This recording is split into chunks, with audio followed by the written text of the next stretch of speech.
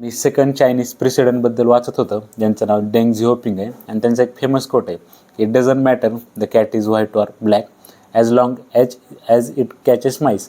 आणि ते असं का म्हणलेले, तर पहिले जे चायनीज प्रेसिडेंट होते माओ झेडॉंग, तर त्यांनी कम्युनिस्ट किंवा सोशलिस्ट पॉलिसी फॉलो केलेली देशात. आणि त्या पॉलिसीनं काहीच होत नव्हतं, सगळे गरीबच राहत होता, देश पण गरीब, लोक गरीब. आणि ह्यांच्या लक्षात आलं, हे जेव्हा सेकंड प्रेसिडेंट झाली आणि ह्यांच्या लक्षात आलं की ह्या पॉलिसीमध्ये फ्लॉज येतं आणि आपल्याला कॅपिटलिस्ट सोसायटीकडं वळावं लागणार आहे. आपल्याला आपली इकॉनॉमी ओपन करावं लागणार आहे, मार्केट्स ओपन करावं लागतील जर आपल्याला फ्रेश व्हायचं असेल किंवा देशाची प्रगती करायची असेल. तर 1978ला चायनाने त्यांची इकॉनॉमी उघडलेली.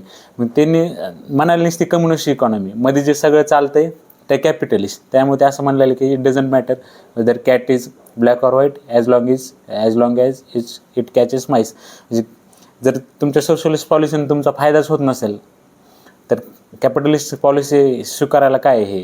ते 1978ला चायनाने ओपन केली त्यांची इकॉनॉमी आणि आपण 1991ला ओपन केली. आपल्या पण लक्षात आलं की सोशलिस्ट काय पॉलिसी एवढी काही फायद्याची नाही आणि त्यानं कुठंच जायना ते सगळेच गरीब राहायला लागले. तर चीन आपला एवढं पुढं गेला कारण त्यांच्याकडे 13 एक्स्ट्रा वर्ष होते. ते 1978ला ओपन केले, आपण 1991ला.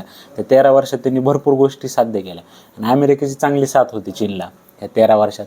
त्यामुळे भारत थोडा मागं राहिला. आपण 1991ला ओपन केली इकॉनॉमी, तरी आपण तेव्हापासून बरेच लांब आलो आतापर्यंत. चायनाकडे तो 13 इयरचा एक्स्ट्रा एज आहे.